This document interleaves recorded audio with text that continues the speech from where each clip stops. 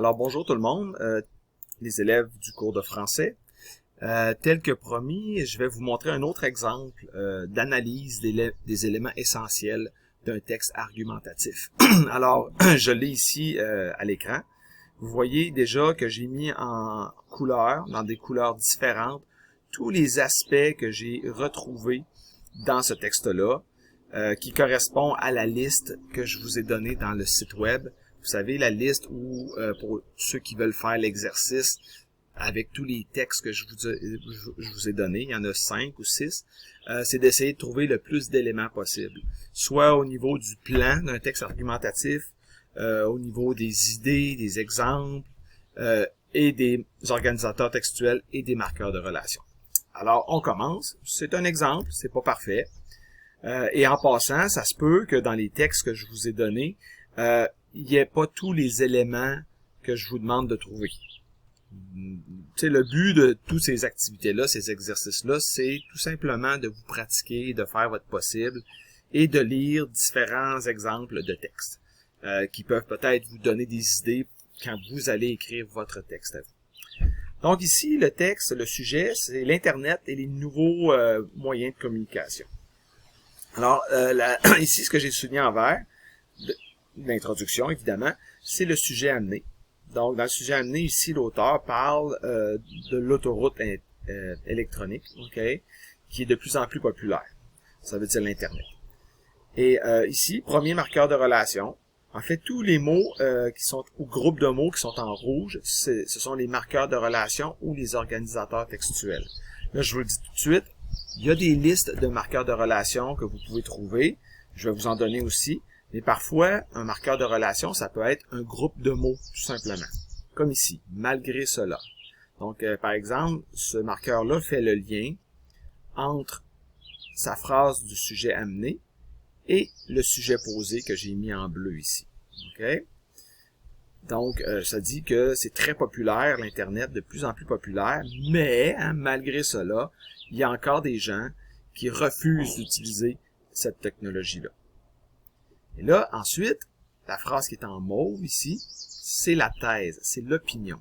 N'oubliez pas que c'est un texte argumentatif, donc l'auteur doit donner son opinion, doit exprimer son opinion. Donc l'auteur ici dit que les gens qui résistent à utiliser l'Internet, ben c'est un petit peu exagéré et c'est injustifié. Ils ne devraient pas faire ça. Et là, un autre marqueur de relation, surtout si, ça, c'est une façon de faire la transition entre son opinion et pourquoi il pense comme ça. Donc, le sujet divisé. Okay? Et lui, c'est une phrase seulement. Et ses arguments sont les nombreux aspects positifs de l'Internet. Vous allez voir, il y en a mis 3. Okay? Donc, d'abord, ça, c'est un organisateur textuel parce qu'il introduit le premier paragraphe du développement, qui est en fait le premier argument pour appuyer, pour justifier l'opinion de l'auteur. Donc, son premier argument, lui, il le donne ici en une phrase assez courte. Il dit que l'Internet, c'est un instrument de recherche. Remarquable. Ça, c'est un mot qui exprime son opinion. Il est en faveur de l'Internet.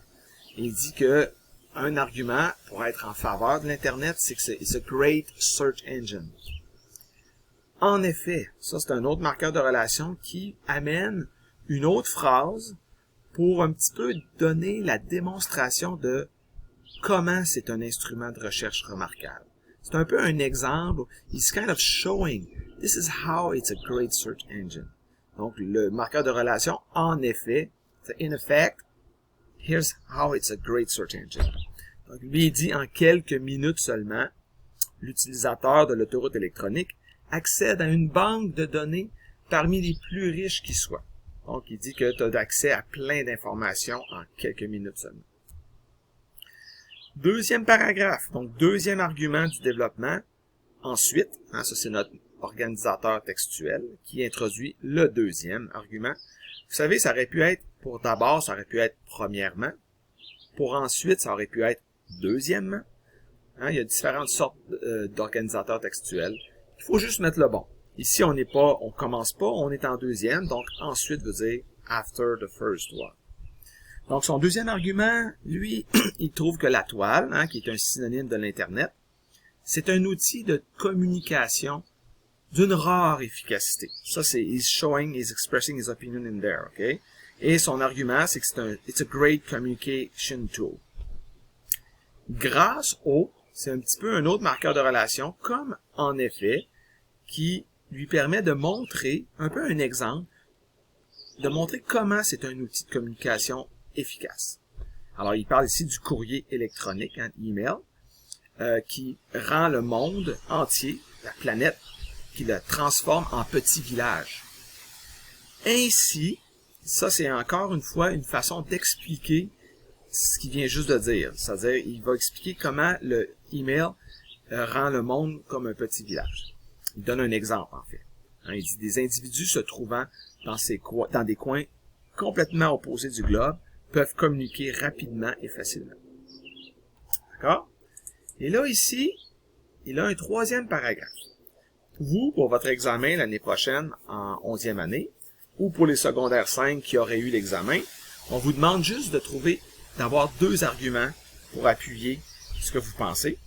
Mais là, dans l'exemple ici, il y en a un troisième. Mais il y a quelque chose de spécial.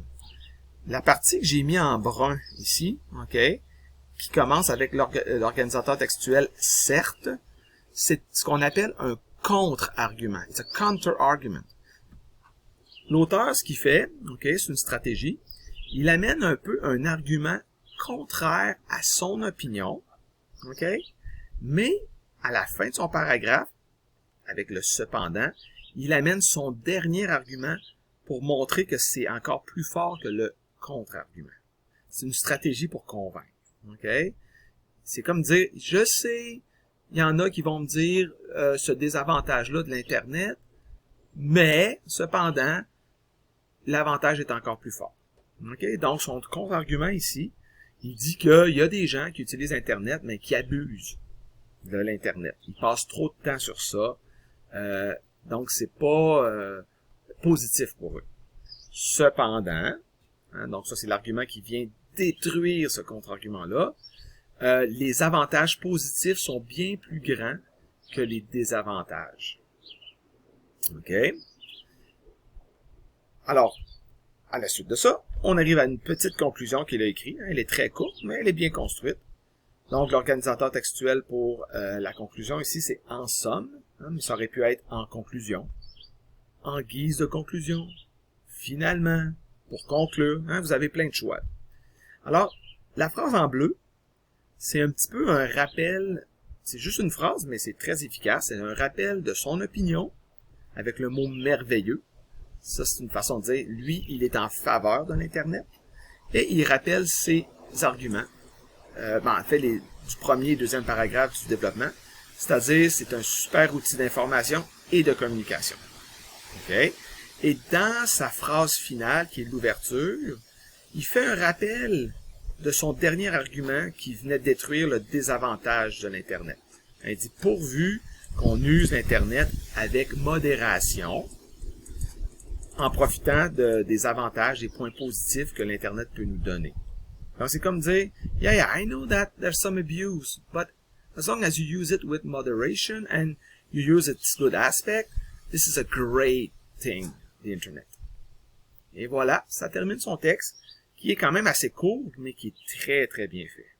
Par exemple, si vous êtes capable de faire un texte comme ça à l'examen final, oh, vous êtes bien parti.